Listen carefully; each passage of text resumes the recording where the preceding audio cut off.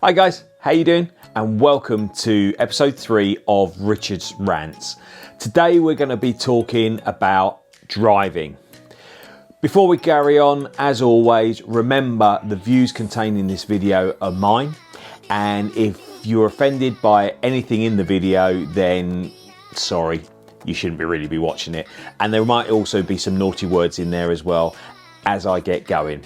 So now we've got the warnings out of the way, etc. Sit back, relax, enjoy my rants about driving.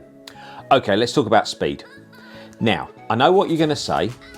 Oh, he's going to start moaning that you can't go over the speed limit. Oh, he's going to start moaning about speed cameras, etc, etc. Right, I'm not. Well, I am, but not in the way you think I'm going to moan.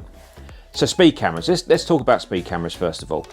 I have, believe it or not, no issue with speed cameras. And why don't I have an issue with them? Because you should bloody know about them when you're driving. They're painted bright yellow, for one. Every navigation aid, whether it be an independent sat nav, an app on your phone, should tell you where the cameras are. So if you get caught by a speed camera, it's like getting a parking ticket off a traffic warden. You've been warned by signs, you've been told you can't park there. If you choose to park there, you deserve a ticket. Same with speed cameras. If you choose to speed, knowing there's a speed camera on the road somewhere, you deserve to be nicked. Now, I'm not saying that all speed cameras are in the right places. Personally, I think speed cameras should be outside schools, mandatory, outside hospitals, high density populated areas where there's known accident black spots. Okay, I've got one in my town that you drive down. It's a B road, so single file residential road. You've got a width restriction before the speed camera, so you're not speeding anyway before you hit the speed camera, and yet there's a speed camera there. So you go through the width restriction and about 100 metres up the road there's a speed camera. Why? What's the point? Yeah, but at least they're not sneaky. Unlike the police that hide in the bushes or in their little vans. They're the ones I have issue with. Mainly because I can't spot them on my sat nav. But anyway, they're sneaky and there's no need for them. Because, once again, if they set themselves up near a school, near a hospital or accident black spots, I would have no issue whatsoever because they're a safety measure.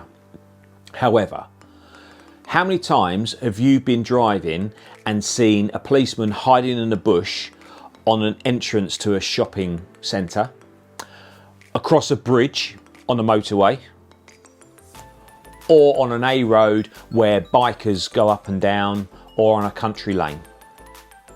All of the above. None of them are accident black spots. There's no reason for them to be there apart from the fact that they know they're going to catch a lot of people. Now, we keep hearing about the police force being stretched, and I've no doubt that it is.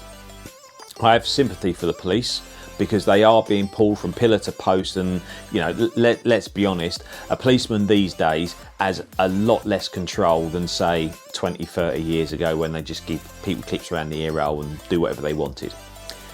However, do yourself a favour. Stop hiding in the bloody bushes. Go and do some proper police work. Stop trying to nick everybody. Go and catch the criminals that are robbing people, mugging people, raping people. Stop hiding in a bush. Doesn't do your street cred any good. And just annoys everyone and makes everyone hate the police. So stop it. You'll be amazed how people's attitudes change. But speed cameras, not a problem. The other issue I have with speed limits is they should be under review. Firstly, I don't agree with speed limits. It's called natural selection. Survival of the fittest. If you're a good driver, then away you go. If you're a rubbish driver, you're going to crash, you're going to die.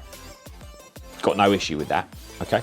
You know, these people that pass their driving test and have a P on the back of their car because I'm nervous because I'm a new driver. Well, you shouldn't have passed then. If you're not capable of driving, you shouldn't be on the road. Irrelevant. You've been driving for a year under instruction. You've had 20,000 lessons. As soon as you pass, you should be able to ride straight away. Ride, drive. Wrong video.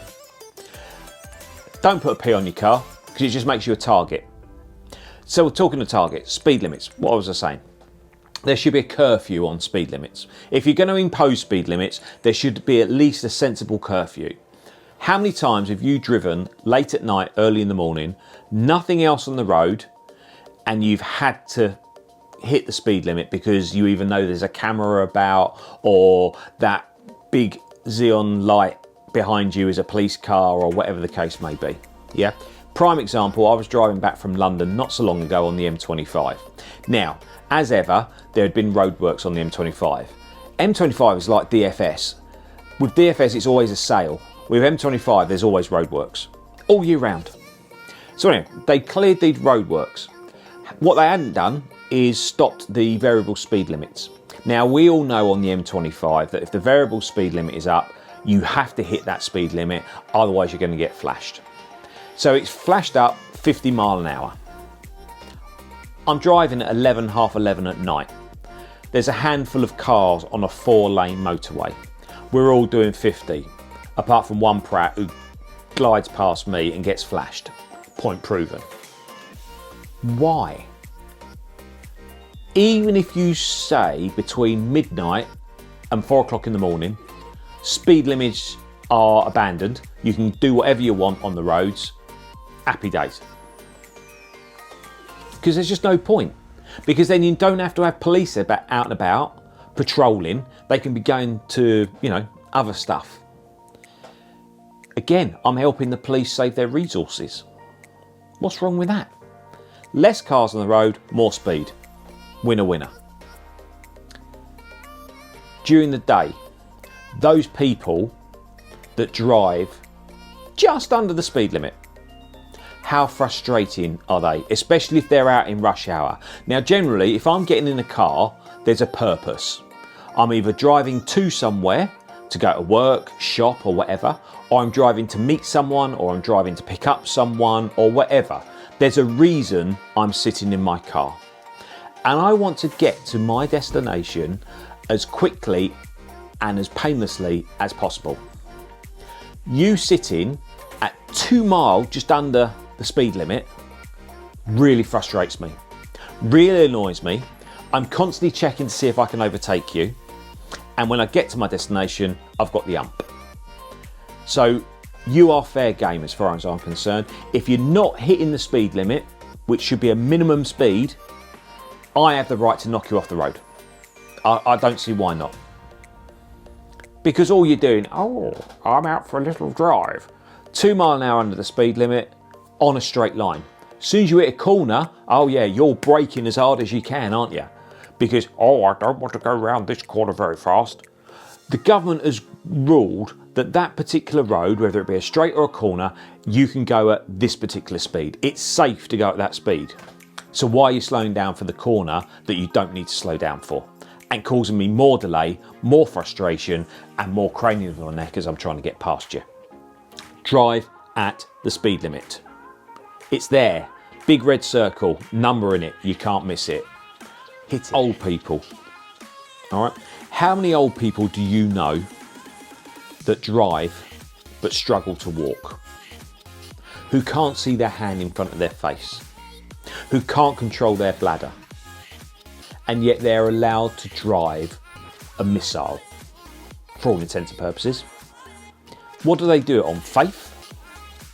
The amount of old people I've seen hobbling towards their car, fiddling about with a key because they can't work out the central lock-in, keep missing the keyhole because they can't see what they're doing. And then they close the door, sit behind the wheel, then magically all their ailments disappear and they're in control of a motor car. It's just not right, is it? You should be retested. As soon as you hit 65, you should be tested every year to make sure you're still capable of driving in the modern world. Not back in the 1940s when there was a man walking in front of your car with a red stick or a red flag. Modern times. If you can't walk straight, if you can't control your bladder, you shouldn't be in control of the car. And why is it that old people feel the need to buy the sportiest model of the particular car that they own? And yet, they don't get out of second gear. Why? What goes through your brain? Okay, so I'm a little bit doddery. I'm not sure what I'm doing. I don't like going fast because it scares me, but I'm going to buy the biggest engine car I can afford. Why? Because again, that annoys me. Because I want your car. You don't deserve that car because you can't drive it properly. And why is it always clean? When was the last time you saw a dirty old person's car? Far too much time in their hands. You put me to shame. My car's filthy because I use it all the time. I'm busy. I haven't got time to clean it. I have no inclination of cleaning my car. You spend far too much time making sure your car's clean, both inside and out. You can spot an old person a mile away because it will be a sporty car that's looking brand new, irrelevant of how old it is. So if you're old, stop driving. Or if you're old, make sure you can drive in the modern world, and we need to test these people. And if they fail the test, stop driving. Okay, here we go. Motorways. Now you all know what I'm going to say. Middle lane drivers. Why do people feel the need to sit in the middle lane? I don't understand it. The reason I'm given is I feel safe in the middle lane because I've got more runoff area. I have the inside lane or I've got the outside lane in case I encounter an issue. Brilliant. Okay, so by that very logic then, why aren't you on the inside lane? Because you have the same amount of space.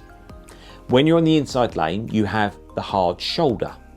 Now it's not technically a lane, but it's an area that you can move into in case of emergencies. You have the middle lane that you can move into. So sitting on the inside lane is exactly the same as sitting in the middle lane. So why are you doing it? You do it just to get on my nerves. And it's mainly at weekends. You have two types of drivers on the motorway. You have the drivers that know what they're doing. They're the ones that commute regularly on the motorway. You commute on the motorway, as I did for 15 years. Everybody knows what's going on. Everyone drives like an idiot and everyone knows their place. And if you're in the wrong place, you get told and you move away. Don't have middle lane drivers in a commuting time frame. Weekend drivers that very rarely go on the motorway. Oh yeah, this is nice big open space. Let's move to the middle lane and just sit here at 50 mile an hour. Are you aware that the motorway speed is 70? Minimum target, 70. And when you pull onto a motorway, you need to get up to speed as quickly as possible. So that right foot needs to go all the way to the floor and you need to get from the slip road to 70 in the shortest space of time. Please, because I'm behind you, I can't get across and past you and I'm sitting there at 50 mile an hour because you haven't learned how to accelerate off a slip road.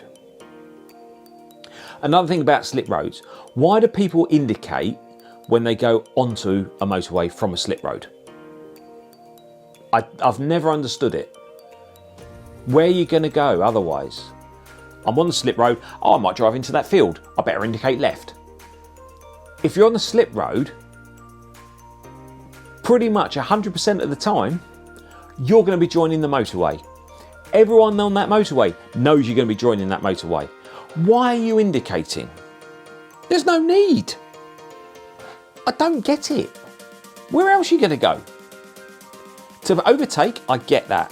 To come off a motorway, indicate, I get that. But to join a motorway, why are you indicating? It makes no sense to me whatsoever. And when you are indicating and you go into the lane, stay on that inside lane. Don't be tempted to move to the middle, because you're just as safe on the inside as you are in the middle.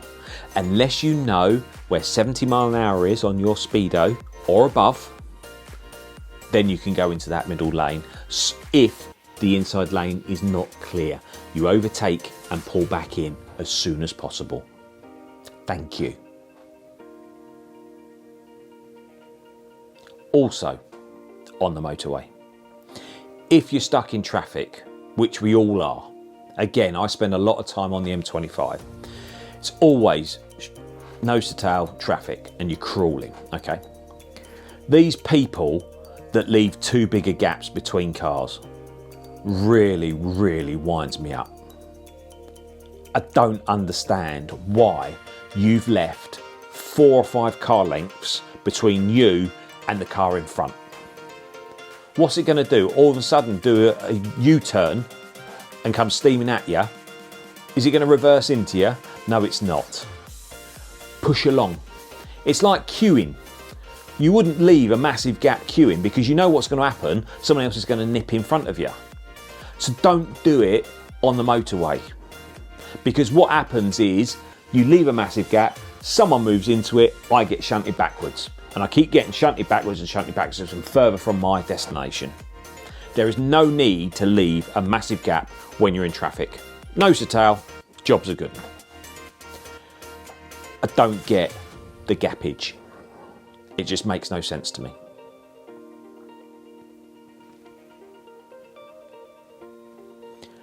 Accidents on the motorway. They happen, unfortunately. So what do? Oh, there's an accident. Rubbernecking. Drives me mad. I don't care if someone's had an accident. If they've had an accident, great. That's their problem. I haven't, and I want to go forwards as quickly as possible. So you slowing down to have a good old nose, again, is delaying me. Why are you doing it? The police should be able to set up a gun turret at every accident on the motorway. And if you're caught rubbernecking, you should be allowed to be shot. Simple as. That's a natural deterrent that will stop people doing that all the time. If they set up a gun turret or a tank or whatever the case may be, and they train the barrel at the rubbernecker, you have 5 seconds to start looking forward and increasing your speed, otherwise you're going to get blown up or shot. Easy solution. Should have been done years ago. Lorry drivers. They are meant to be professional drivers. That is their job. They drive for a living. Okay? Now, I've got no issue with lorry drivers in terms of if that's the occupation you want to pursue, that's fine by me. However, there should be a couple of rules implied on lorry drivers to make everyone else's life that much better. All lorry drivers should be contained to the inside lane of a motorway, no matter what.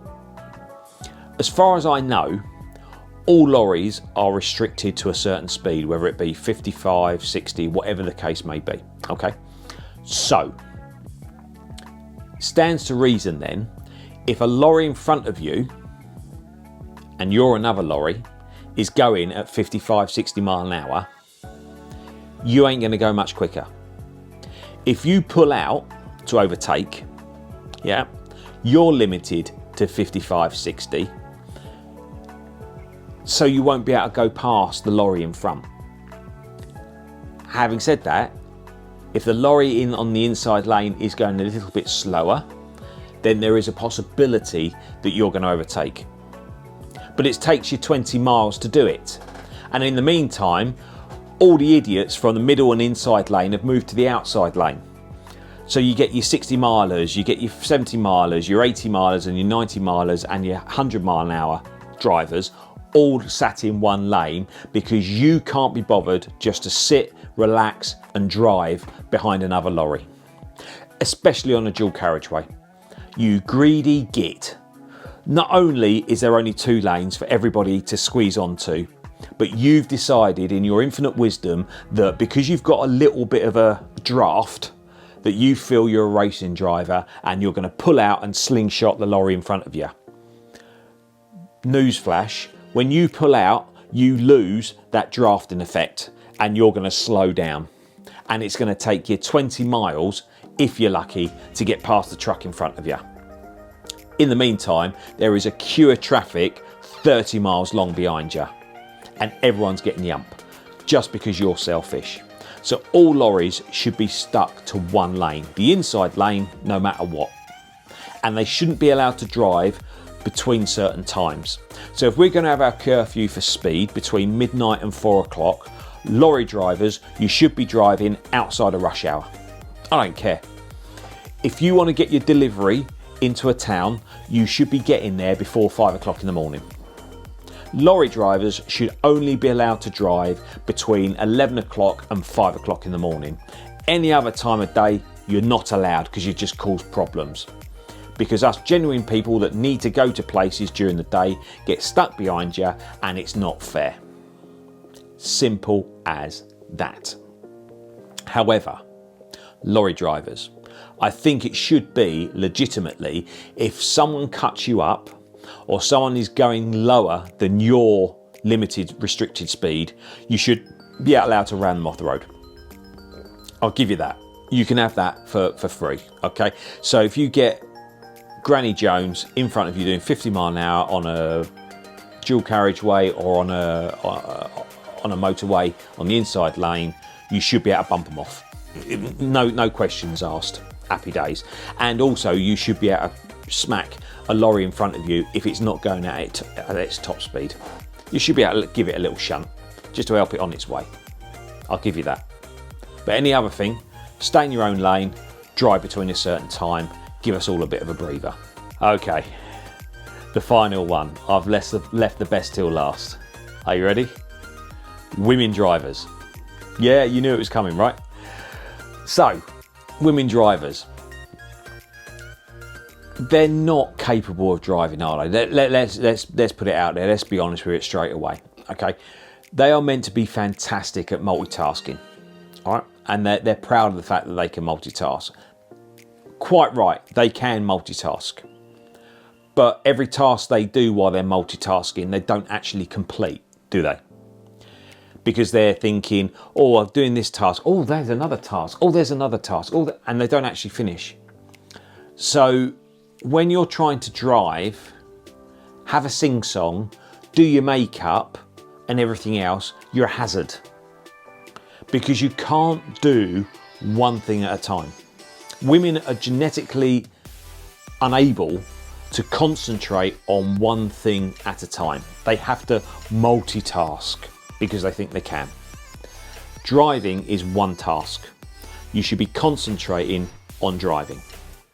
But no, you try and do a multitude of things, don't you? As I've said, you're trying to sing along or talk to yourself or have a list of things, chores you're going to do during that day or whatever.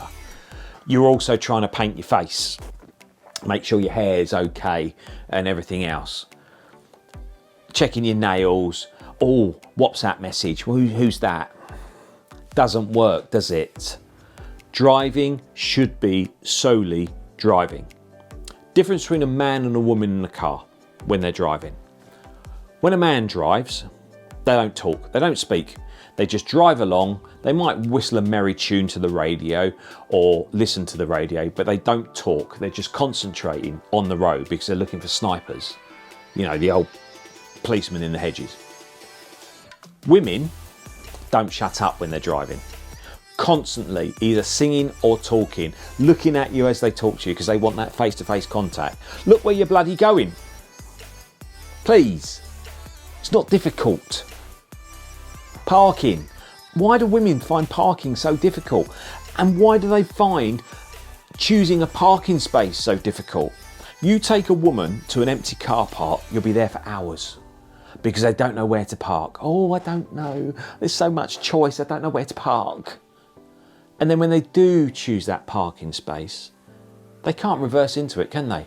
Oh no, I'll just drive in. Every car that you see parked in a car park where it's facing forwards into the space, you know has been driven by a woman. I don't know why. Their necks maybe don't go all the way round. I don't know. Perhaps it can only go like 90 degrees. I don't know. But they have an inability to be able to park. I don't understand why. Perhaps it's because they have to concentrate and they can't do 20 million other things when they're trying to park. I don't know. And they don't concentrate. My missus has been driving for pretty much the same amount of time as I have. Okay. Now, she's been caught speeding more times than I have by a long, long way. In the last, say, 5-6 years, she's been caught speeding by a camera, I hasten to add, not a jumpy policeman, by a camera, probably 4 or 5 times in the last 5-6 years. I've been caught 0 times because I know what I'm doing and I can concentrate. And she hasn't been going madly fast. She's just been going over the top of the speed limit because she's been driving along, singing away to herself, not noticing the camera. Women shouldn't be driving. Leave it to the men. They know best. They're better. Honestly. And there you have it. My views on driving. I hope you enjoyed the video today.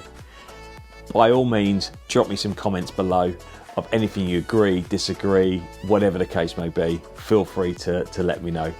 Also, if you've enjoyed today's video, give us a like. If it's made you chuckle, give us that like. And also, don't forget to subscribe. Thanks for watching today, guys. As ever, be careful out there, especially if you're a woman. I'll see you soon. Cheers.